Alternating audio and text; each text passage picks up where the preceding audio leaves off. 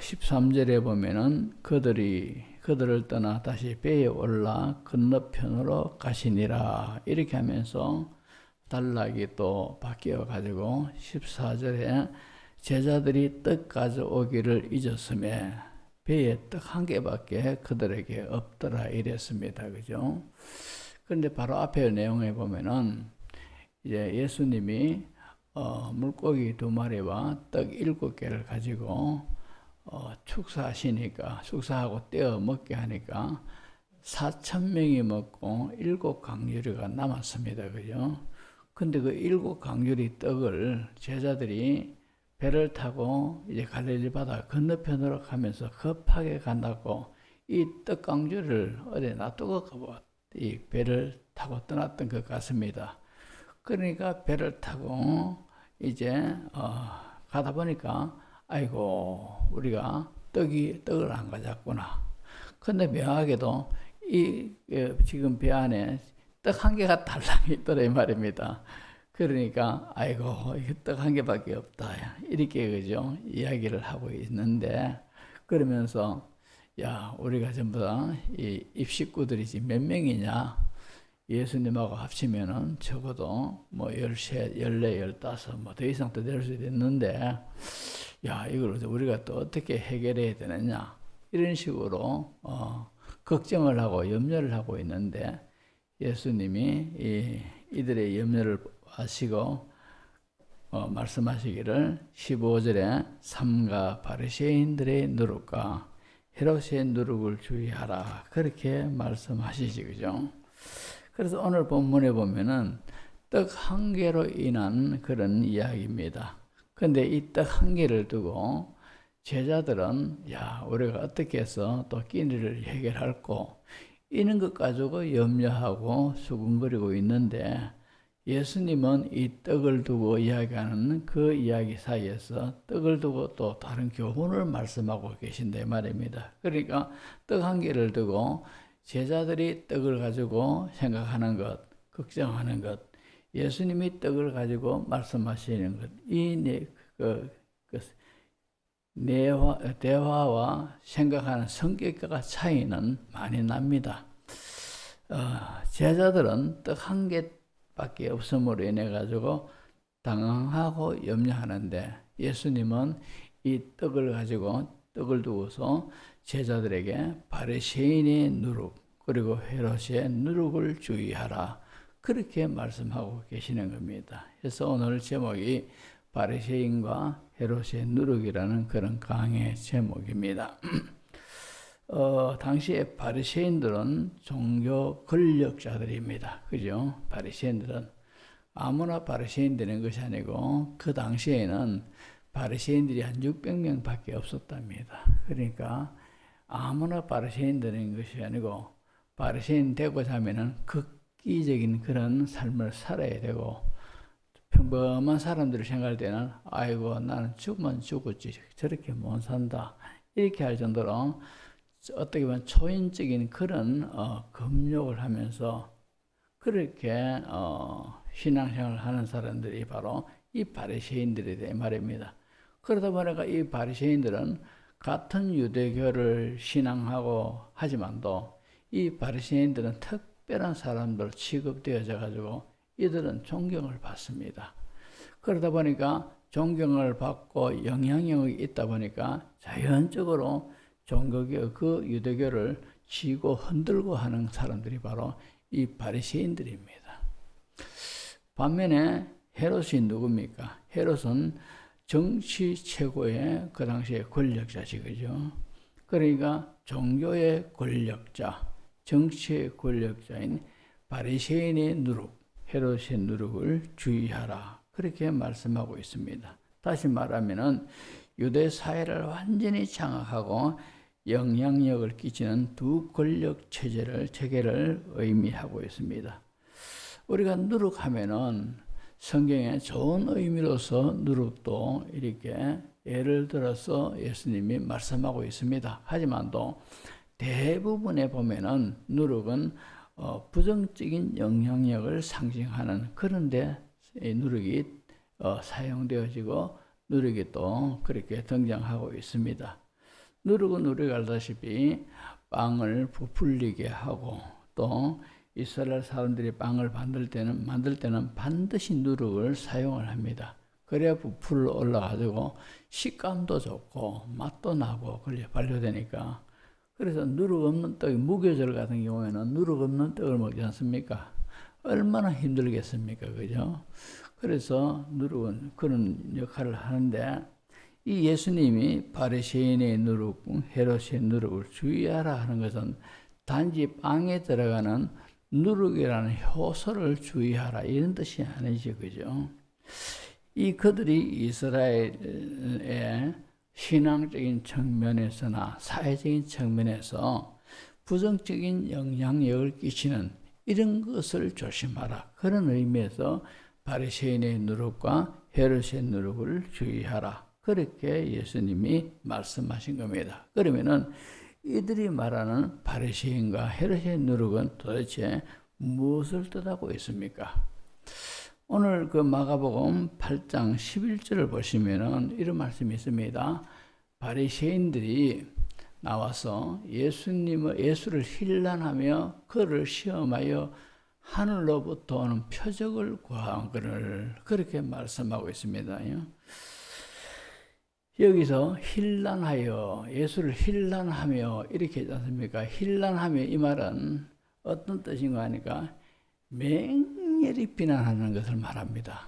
예수님에 대해서 맹렬히 비난하는 거라요. 이 바리새인들이 왜 그런가 하니까 자기들은 이 유대교 속에서 또 유대인들 사이에서는 굉장히 존경받고 떠받뜸을 당하는 그런 사람들인데 예수님의 이 바리새인들을 가리켜서 외식하는 자들아 해다고 그죠?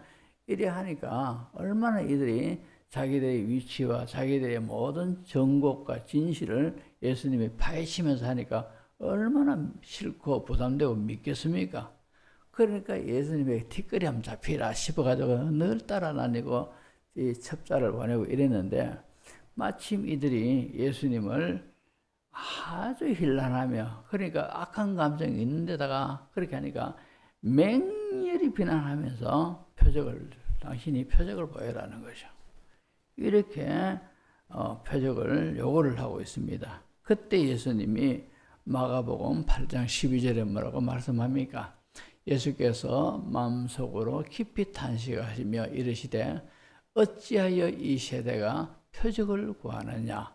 내가 진실로 너희에게 이르노니 이 세대에 표적을 주지 아니하리라. 그렇게 말씀하시는 겁니다. 그런데 표적이 뭐겠습니까? 당신이 메시아냐 아니냐 궁금하다. 메시아 같은 표적을 보여라. 이런 뜻이겠지, 그죠? 그러니까 예수님이 안 보여주겠다 이 말입니다.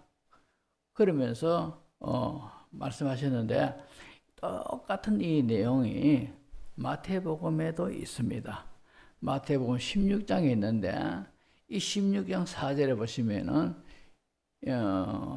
악하고 음란한 세대가 표적을 구하나 요나의 표적밖에는 보여줄 표적이 없느니라. 그렇게 하시고는 그들을 떠나가시니라. 그렇게 기록이 되어 있습니다. 그러니까 오늘 본 이 마가복음에는 그냥 표적을 보여달라고 할 때 어찌하여 이 시대에 내가 표적을 보여주지 않겠다 이렇게 하셨는데 마태복음에는 아무래도 불량면이 마가복음보다는 훨씬 안 많습니까? 그죠? 불량면에서는 거의 배라고 해도 맞는데 이 마태복음에는 좀 더 자세한 걸 하죠. 악하고 음란한 세대가 표적을 구하나 요나의 표적밖에는 보여줄 표적이 없느니라. 그렇게 말씀하시더라 이 말입니다. 그러면 요나의 표적이 도대체 뭐냐? 우리가 요나 하면은 하나님이 이제 요나에게 니느웨로 가서 너는 심판을 경고하라 이렇게 그죠? 하나님이 요나에게 그렇게 말씀하시지요. 이 니느웨는 우리가 알다시피 아수르의 수도입니다. 아수르의 수도가 이 니느웨인데 그러니까 아수르는 이 이스라엘과 위로부터 벌써 원수지간입니다. 그러니까 굉장히 악한 감정을 유대인들은 이 아수르 사람들에 대한 그런 감정을 가지고 있습니다. 그런데 하나님의 의도는 요나에게, 요나야, 너가 니느웨에 가서 심판을 이제 점거해라. 심판에 임할 거다. 이렇게 점거하라고 말씀을 하시죠. 근데 요나가 하나님의 이 말씀을 들었을 때 하나님의 진리를 아는 겁니다. 아, 니느웨가 빨리 회개하고 하나님의 심판을 면하는 그런 백성 되기를 원하셔서 심판을 경고하라. 그렇게 말씀하심을 압니다. 그러니까 이 하나님의 말씀에 명식이 요나가 선지자지만도 하나님의 이 말씀 명령을 자기는 받들기가 싫은 겁니다. 그래서 우리가 성경에 알다시피 니느웨와 반대 방향되는 다시스로 요나가 도망을 가지 않습니까? 그죠? 근데 하나님이 이런 요나를 물고기 뱃속에 집어넣도록 만들어가지고 고생하도록 만들어가지고는 이제는 드디어 아이고 하나님 잘못했습니다. 이렇게 손을 들었을 때 다시스로 가게, 니느웨로 가게 하지 않습니까? 그래서 니느웨로 이 요나가 갔습니다. 근데 니느웨로 요나가 갔는데 참 보면은 요나서 3장 4절 5절 보시면은 여기 요나의 심정도 우리가 드러납니다. 요나가 그 성읍에 들어가서 하루 동안 다니며 외쳐 이르되 40일이 지나면 니느웨가 무너지리라. 그렇게 말을 합니다. 요나가 니느웨의 심판을 하루 동안 딱 지냈어요. 이틀 한 것도 아니고 일주일 동안 계속 외친 것도 아니고 달랑 하루만 외치고 딱 그 다음부터 안 했어요. 근데 또 그러면서 하는 말이 40일이 지나면 니느웨가 무너지리라. 하나님이 그렇게 말씀하셨다. 이렇게 그죠? 외쳤겠죠. 근데 이렇게 달랑 하루만 외친 이 외침이 요나가 정말로 니느웨 사람들을 생각하니까 가슴에 애타고 한없 뜨거운 심정으로 그렇게 요나가 니느웨가 구원받기를 그렇게 안타까워하면서 그렇게 외쳤겠습니까? 안 그렇습니다. 하루밖에 안 외쳤다 하는 그런 것을 보고서도 알 수 있고 요나가 니느웨로 가는 건 억지로 가는 거라요. 왜? 도망가니까 하나님께로부터 하나님이 그냥 두지 않으니까 아이고 내가 더 이상 고집부리고 하다가는 더 큰 어떤 징벌을 당하겠다. 이래가지고 억지로 지금 니느웨로 가는 겁니다. 그러니까 이 하나님의 말씀을 심판을 이렇게 전하지만도 하루밖에 안 전했다 하는 것도 그렇고 전할 때도 그런 애끓는 심정으로 애타하며 그렇게 전하지 않고 그냥 대충 그냥 전했을 겁니다. 안 하려고 하니까 안 전하려고 하니까 하나님께로부터 또 벌 받을 것 같고 그러니까 전하긴 전하는데 뭐 그렇게 뜨거운 가슴 되어 전하지 않았을 거다. 쉽게 그렇게 짐작이 되지 그죠? 그런데 희한하게도 40일이 지나면 니느웨가 무너지리라 이렇게 억지로 겨우 그것도 하루만 딱 했는데 5절에 보면은 니느웨 사람들이 하나님을 믿고 금식을 선포하고 높고 낮은 자를 막론하고 붉은 벼옷을 입었더라. 회개했다는 자, 회개하면서 하나님을 믿었다 이 말 아니겠습니까? 하나님께로 돌아왔다는 거라. 그래 어떻게 그죠? 이런 일이 일어났겠느냐? 물론 우리는 쉽게 그죠? 하나님의 영이 회개의 영이 니느웨 사람들에게 임하면은 그렇게 되겠지. 물론 하나님께서 강권적으로 회개의 영을 니느웨 사람들에게 불어넣어 주시니까 이렇게 하면 되겠지, 그죠? 근데 왜 니느웨의 요나가 하루만 달랑 외쳤고 그것도 마지못해 가지고 외쳤는데 어떻게 이런 놀라운 회개의 역사가 왕으로부터 모든 니느웨가 큰 성읍입니다. 그러니까 아수르의 수도니까 얼마나 컸겠습니까, 그죠? 전체가 다 회개하는 역사가 일어났다 이 말입니다. 어떻게 이런 일이 일어났겠느냐? 제가 주석을 보고 주석을 보고 깨달은 것이 아니고 우연히 그죠? 어느 목사님하고 전에 이런 대화를 하다가 이 요나가 이렇게 외쳤는데 어떻게 니네 사람이 이렇게 회개했느냐 이 가지고 토론을 한 적이 있어요. 그렇게 토론한 그것이 생각나더라고요. 아 그렇구나 했는데 뭔가 하니까 요나가 회개 니네가 40일이 지나면 심판이 임하리라 이렇게 하루 동안 외쳤습니다.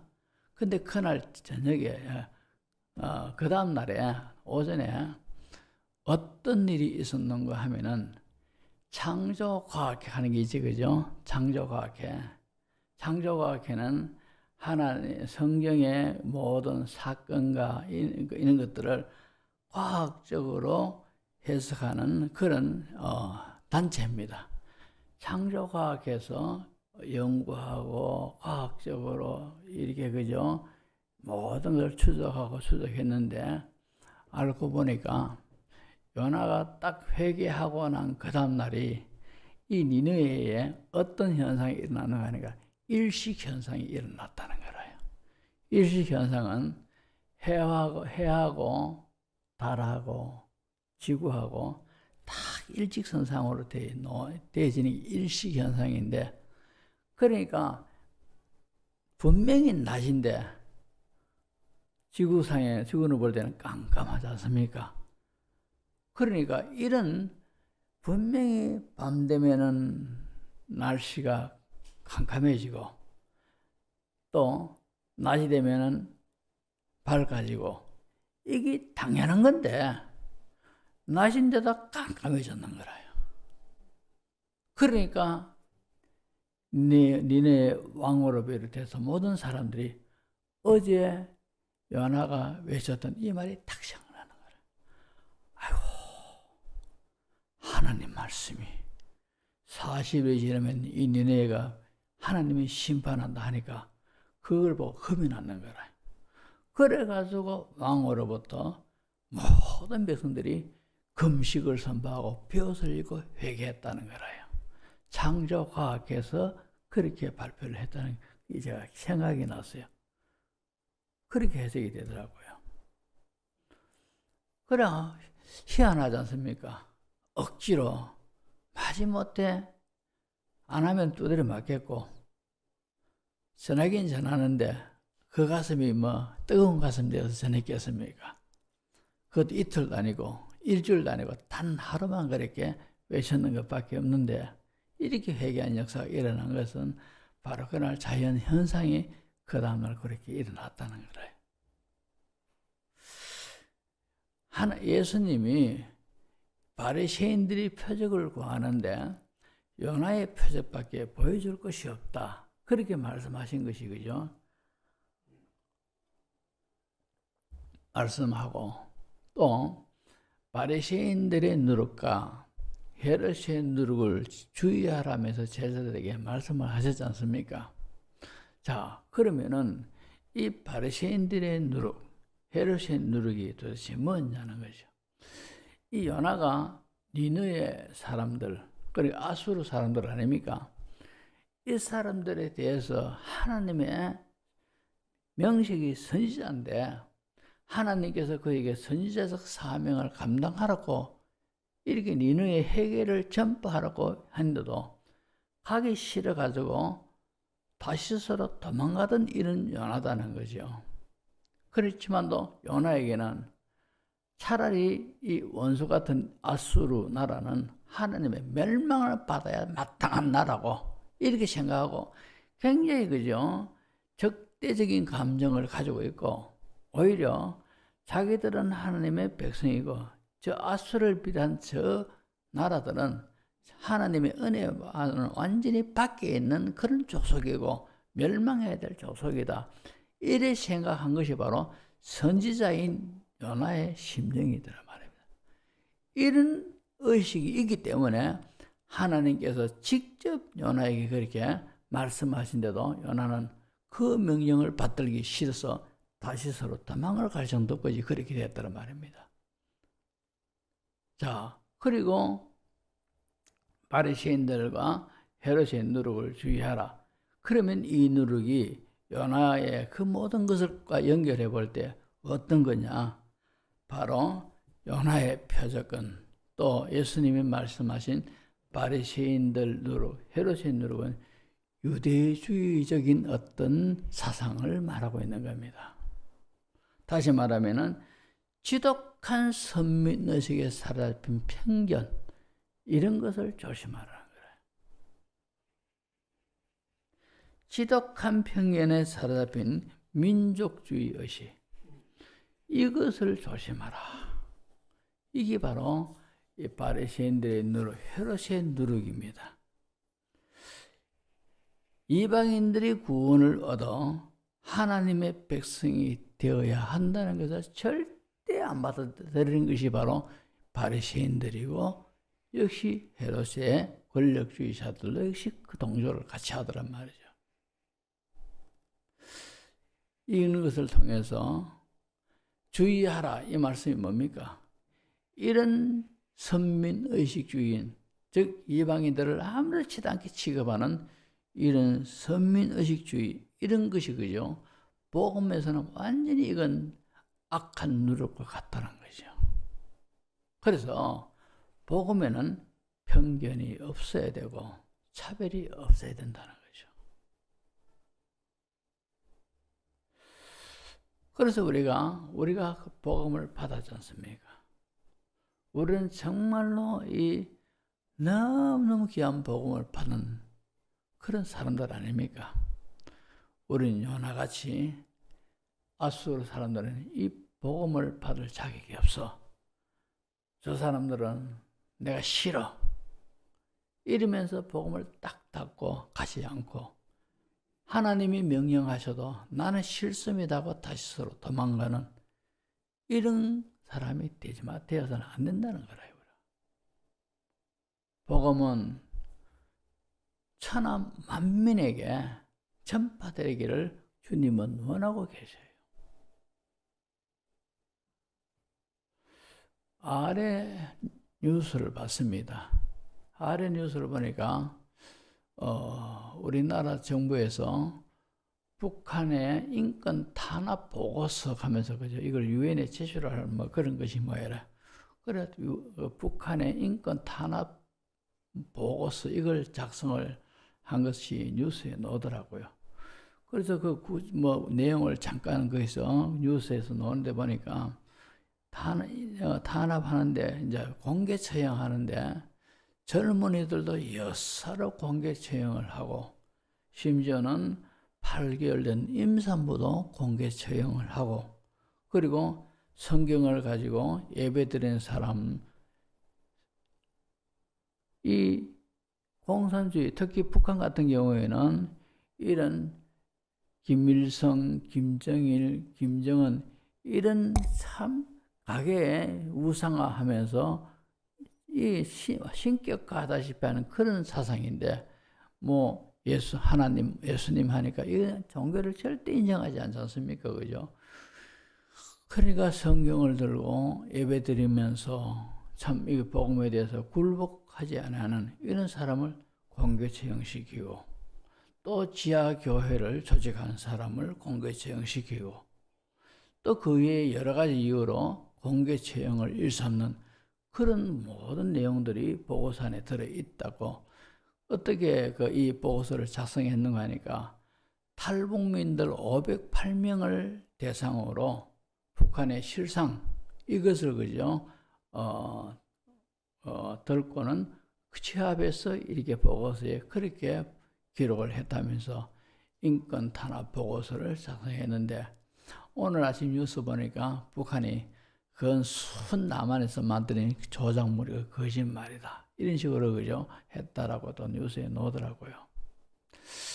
복음은 참 우리가 참 멀리도 아니고, 북한의 지하 교회를 위해서도 우리가 그 속에도 복음이 들어가야 되고, 아프리카에 굶어 죽는 사람한테도 복음은 들어가야 되고 어떤 사람에게도 복음은 편견 없이 들어가야 된다 이 말입니다. 그리고 또 이것을 좀 우리가 분위기를 달리해서 우리는 복음을 받은 사람들입니다. 교회 안에서 복음을 받은 사람답게 성도 안에 교회 성도들끼리 교제할 때도 편견이 있어서는 안 되고 차별이 있어서도 안 됩니다. 이것은 복음 받은 사람이 복음을 제대로 이해를 하지 못하고 있는 겁니다. 아니면 이해는 하지만도 내가 하나님 말씀에 불순종하면서 그렇게 한다는 것밖에 더 표현할 길이 없지, 그죠? 그래서 사람은 다 그저 보면은 환경에 영향을 받습니다. 누구는 좀 더 내게 참 좋게 보이고, 누구는 내게 좀 뭔가 덜 좋게 보이고, 이건 환경에 영향을 받기 때문에 사람에게 그런 것이 있어요. 있지만도 우리는 이런 것들을 극복을 해야 될 사람이라요. 우리는 이런 것들을 뛰어넘어야 된단 말입니다. 그래야 복음을 받은 사람답죠. 그래야만이 하나님의 사람, 성도다운 그런 모습이다란 말이죠. 그래서 우리는 우리의 한계를 우리가 복음으로서 은혜 받은 사람으로서 이걸 뛰어넘어가지고 덜 이쁘게 보이는 사람이나 더 이쁘게 보이는 사람이나 차별 없이 우리가 대하려고 교회 안에서 우리가 그렇게 해야 돼요. 그렇지 않으면은 우리가 내가 좋아하는 사람 좋아하고 덜 좋아하는 사람 덜 좋아하고 이러면은 우리 보고 주님이 뭐라 하겠습니까? 바리새인의 누룩, 헤롯의 누룩이 네 안에 있구나. 이렇게 하신단 말입니다. 그러면 안 되죠.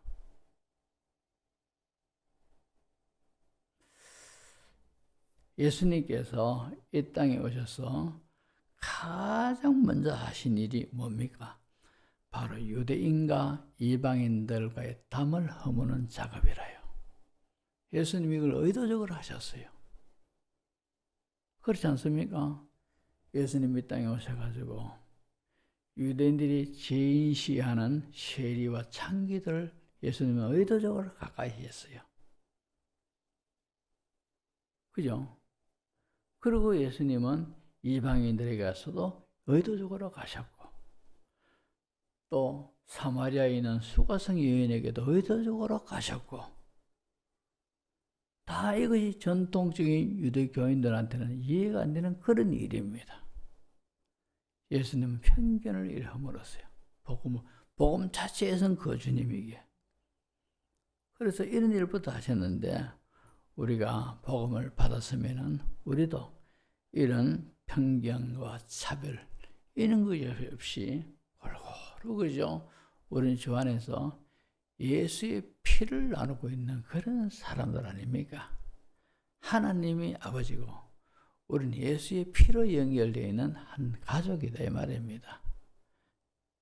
차별하고자 하는 그런 심성이 그런 마음이 우리에게는 있습니다. 하지만도 이런 것을 우리가 초월해가지고 참으로 이 바리새인과 헤롯의 누룩을 주의하는 그런 성도의 교제 또 나아가서 복음을 전하는 우리 모두가 되어야 할 줄로 믿습니다. 기도하겠습니다.